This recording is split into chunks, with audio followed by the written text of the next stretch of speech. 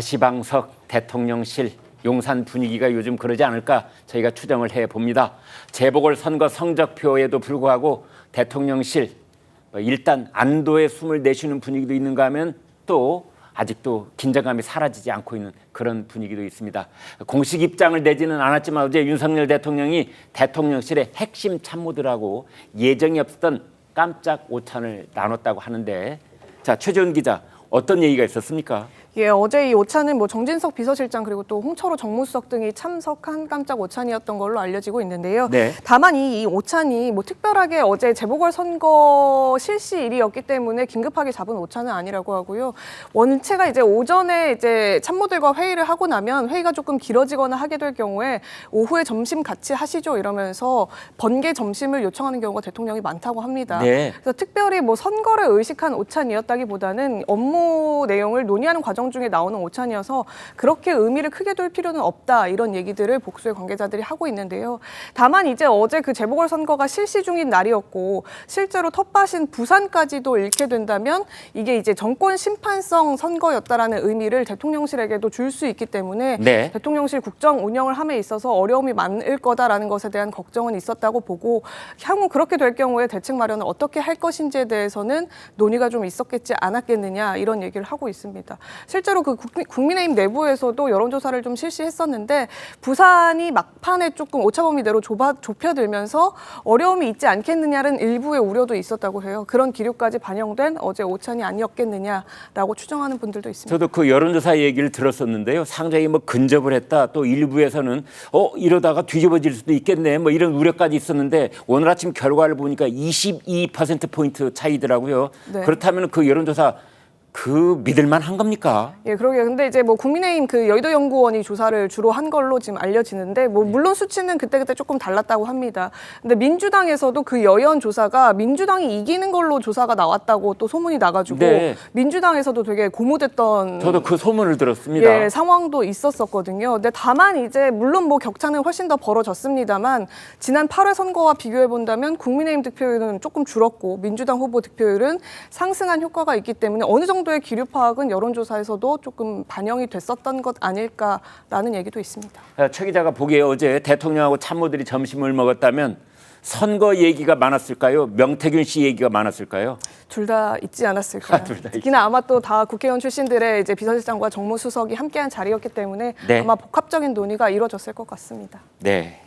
자, 선거 결과와는 별도로 여권은 명태균 씨 블랙홀 여기에 빠져드는 그런 모습입니다. 용산 쪽에서 해명을 하면 명태균 씨가 또 바로 반박을 하고 이게 또 다른 논란으로 이어지고 이런 상황이 반복되고 있거든요.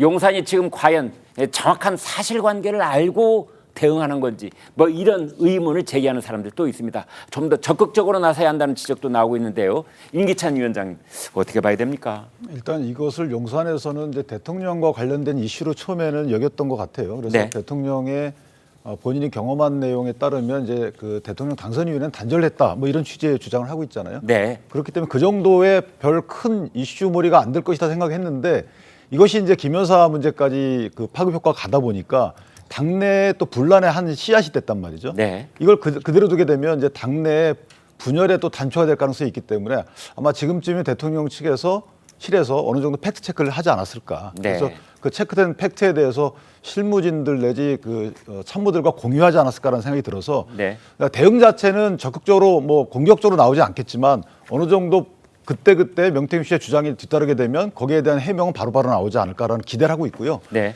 공격적인 대응을 하지 않는 이유는 사실은 이게 지금 김 여사의 문자 이슈에서 보듯이 관점의 문제거든요. 네. 그러니까 이게 팩트에 대한 이게 맞냐 저게 맞냐의 문제가 아니고 그것을 어떻게 보냐에 대한 정치권의 공방이기 때문에 네. 여기에 대해서 대통령이 공격적으로 나온다 한들 사실 그 또한 또 공격 대상이 돼요. 그래서 네. 아마 대통령실에서는 이것을 사실관계에 대한 입장만 내면 되는 것이지 여기에 대해서 어떤 추가적인 입장을 내게 되면 그 자체가 또한 정치적인 목적으로 활용되기 때문에 네. 그런 문제가 있다라는 정무적 판단을 했을 것으로 저는 개인적으로 그렇게 생각합니다. 그런데 윤 위원장님, 이제 여기서 사실 이야기를 하는 것이 중요하다, 이제 이런 말씀 주셨는데, 그렇다면 이것은 이제 문자가 오간 것만 우리가 국한내에서 봤을 때 명태균 씨하고 김건희 여사 두 분 사이에 사적으로 오간 문자, 이것을 대통령실의 참모들이 공유하기 위해서는 김건희 여사가 그런 내용들을 소상하게 참모들에게 얘기를 해줘야 되잖아요. 그게 있었을까요? 저는 제2부속실에 대한 설치 문제가 언급되고 있잖아요. 네. 실제 시스템은 돌아가고 있다고 좀 생각을 하고 있는데 네. 장소적인 설치 문제가 아직 남아 있는 거죠. 네. 그렇다면 인사도 어느 정도 있는 것 같고 인사 조치도 네. 그렇다면 그 최소한 제2부속실에 있는 사람들에게는 어느 정도 공유가 되지 않았을까. 네. 공유가 또 됐어야 되고요. 만약 네. 안 됐다는 문제가 있는 거고요. 예. 따라서 저는 공유됐을 걸로 보이고요. 기능 자체는 살아있기 때문에 그렇다면 앞으로 해야 되는 해명에 대해서는 이제 신중하게 그때 신중하고 신속하게 해명에 나와야 줘야 된다 이렇게 생각합니다. 이런 가운데 명태균 씨의 입은 점점 더 화약고가 돼가고 있습니다. 명태균 씨 대통령실 겨냥해서 이런 카톡이 자기한테는 2,000장이 더 있다. 이렇게 추가 폭로를 예고를 했습니다. 들어보시겠습니다. 한 2,000장 돼요. 대통령실에서 사기꾼이라 하니 사적 통화를 하면 그럼 공적 통화 대통령 한 걸 까야 되겠네. 아니 일일이 대화 안 한다면 사기꾼이라서 그럼 국적 대화 보내고 일일이 대응하는지 안 되는지 한번 확인해 보지 뭐. 체리 따봉 쫙 해갖고 내가 뭐 했는지 진짜 그 최고 중요한 것만 까도 한 200장 이상 넘을 건데 식스센스의 브루스 윌리스가 귀신이라면 그 영화 누가 보겠냐고. 누가 보겠어요? 우리 집 여사하고 주고받은 문자는 에피타이저도 아니에요. 그거 10배 100배도 넘어요. 사회 파장이. 네, 최 교수님 참 저런 말을 우리가 어디까지 이제 신뢰를 두고 얘기를 해야 될지 그런 자괴감이 들 때도 있습니다만 아무튼 뭐 지금까지 사적 대화에 불과하다 대통령실이 그러니까 그렇다면 내가 이번에는 공적 대화를 내놓겠다. 뭐 2,000장 중요한 것만 뽑으면 뭐 200개도 된다. 이런 얘기 이거 어떻게 봐야 됩니까? 이거 볼 때 제가 보기에는 이거 대통령실이 속수무책인 것 같아요. 지금 이게 이 설정 자체가 말이 안 되는 거잖아요. 네. 일개 사인이 지금 대통령 권력을 협박하고 있는 거예요. 지금 직접 뭐 하야 뭐 탄핵 얘기도 했다가 물론 농담이라고 거둬들이긴 했습니다만 네. 아무튼 이게 현재 있는 그들의 상황 아닙니까? 네. 명태균이란 이 개인이 지금 대통령실 갔던 김건희 여사와 분명히 어떤 역할이 있었다는 건 분명히 보여요. 네. 이해관계를 기본으로 해서 분명히 연결이 돼 있는 것만은 부인할 수 없을 것 같은데 네. 지금 뭐 새삼스럽게 얘기하고 또 좀 벌써 한 달째입니다. 이게 지금 명태균 씨 논란이 네. 명태균 리스크란 말도 하고 명태균 게이트란 말도 일부에서 나오기도 하고 명태균 의혹, 뭐 명태균 사태 뭐 별얘기가 다 나오는데 이렇게 해서는요, 전 이거 문제가 풀리지 않을 것 같고 지금 그야말로 대통령실은 무슨 문제가 나오면은 거기 해명이라고 하는데 그게 별로 설득력이 떨어지고 말이죠. 네. 뭐 대표적인 게 그 윤 대통령이 아니라 친오빠다라는 해명이 오히려 더 기름을 부은 측면이 분명히 있어요. 제가 봐도 그거는 좀 납득이 안 가는 측면이 있게 느껴지는데 개인적으로. 네. 국민 일반이 이걸 어떻게 생각하냐를 생각해야 돼요. 대통령실에서는.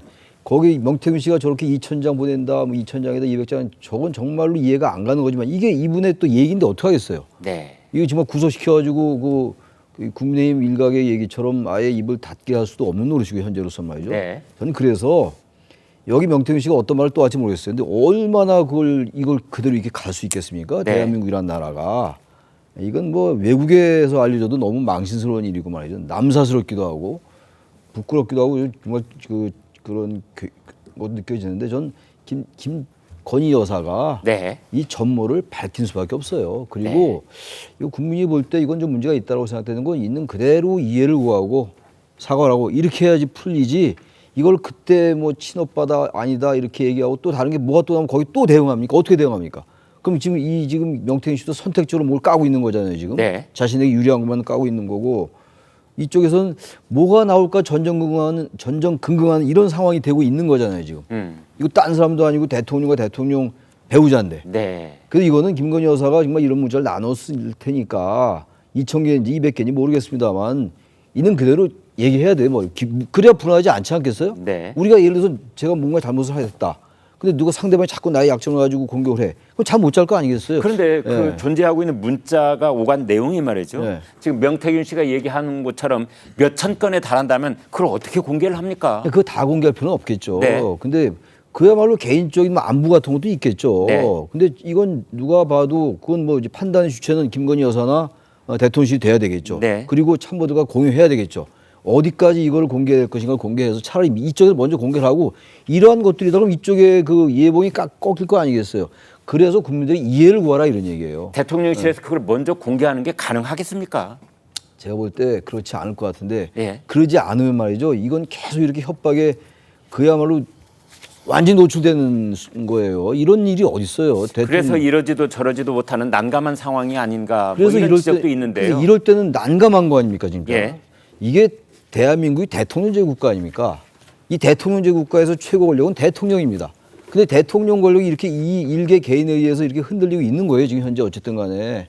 이게 어디까지가 사실이 아닌지는 진위 공방은 우리가 알 수 없겠습니다만 그렇다면 이건 정면 돌파하고 선제적으로 대응하는 수밖에 없어요. 일정 부분 이쪽에서의 그 어떤 그 총알을 맞는 걸 각오하고 하는 수밖에 없죠. 완벽하게 이쪽 완벽하게 상대에게만 타격 줄 수 없는 상황인 것 같아요. 전 그렇지 않으면 이거 돌파하기 어려울 것 같은데요. 네. 정면 돌파, 선제적 대응이라는 말씀을 주셨지만 대통령과 참모들 사이에 대화를 하면서 이런 말이 나왔을까요? 김건희 여사와 나눈 메시지에 등장하는 오빠의 존재를 두고 파장이 커지고 있습니다. 김건희 여사가 지칭한 그 철없는 오빠에서의 그 오빠에 대해서 대통령실은 김건희 여사의 친오빠라고 해명을 했는데요. 여야를 막론하고 갑론을박이 오가고 있는 상황입니다. 심지어 여권 내에서도 용산 해명이 먹히겠느냐 이런 말이 나오고 있는데 신 의원님 어떻게 보십니까? 예, 지금 뭐 오빠가 대통령 오빠든 친오빠든 그거와 중요한 게 아니고요, 사실은. 지금 이 이슈가 계속해서 여권 내에서도 공방이 되고 있고 기사가 끊이지 않는다는 겁니다. 네. 그리고 대통령실에 이 1시간 만에 대응한 거 아닙니까? 네. 친오빠였다라고 얘기했지만 오히려 선택적으로 해명을 했기 때문에 이 대응에 있어서의 부실 논란이 계속해서 확산되고 있는 거라고 보고요. 네. 침묵으로 일관하다가 또 어떤 부분에 대해서는 실시간으로 대응을 하기도 하고 이제 이 부분을 말씀하시는 거죠. 예, 네. 명태균 씨에 대한 대응은 2번이었습니다. 대통령실이. 첫 번째는 2번밖에 만나지 않았다, 대통령은. 그리고 경선 이후에는 만난 적 없다라고 그게 첫 했는데 번째 반응이었고. 예, 그것이 근데 사실이 아닌 걸로 여러 가지 정황들이 드러나면서 대통령실 이거 해명 맞냐라는 오히려 불신만 키웠고요. 네. 두 번째 대응에 대해서는 1시간 만에 빠르게 대응을 했지만 오히려 친오빠냐 대통령이냐에 대한 그 갑론 의박이 네. 더 커지기만 했기 때문에 지금 기사가 끊이지 않고 있다. 이런 방식으로 국민의 한산으로 봤을 때 이 명태균이라는 사람의 대통령이 휘둘리고 김건희 여사가 휘둘리는 이 대한민국의 이 정치의 취약성 네. 이거를 극복을 못하는 정부 여당에 대해서 상당한 원망이 있고요. 실제로는 보면은 지금 명태균 씨가 5살 딸이 있지 않습니까? 네. 이 딸이 아빠 감옥 가? 그리고 아빠 사기꾼이야? 이거를 극복하기 위해서라도 본인이 200장, 2000장, 그리고 365일 계속해서 내가 공개할 수 있다라고 얘기한 만큼 지금 이에 대해서 대통령실이나 김건희 여사가 얼마나 투명하게 분에 대한 대응 전략을 쌓고 있느냐. 그랬을 때는 그렇지 않아 보인다. 그렇기 때문에 이 이슈는 점점 더 확산될 수밖에 없고 특히 10월은 지금 국정감사 기간 아닙니까? 네. 명태균 씨 말고는 다른 기사들이 보이지 않고 있는데 대한민국 정부 그리고 대한민국의 정치가 이런 방식으로 계속해서 가는 게 과연 올바르냐에 대해서 여야가 다 같이 좀 고민해 볼 필요 있다고 저는 생각합니다. 네.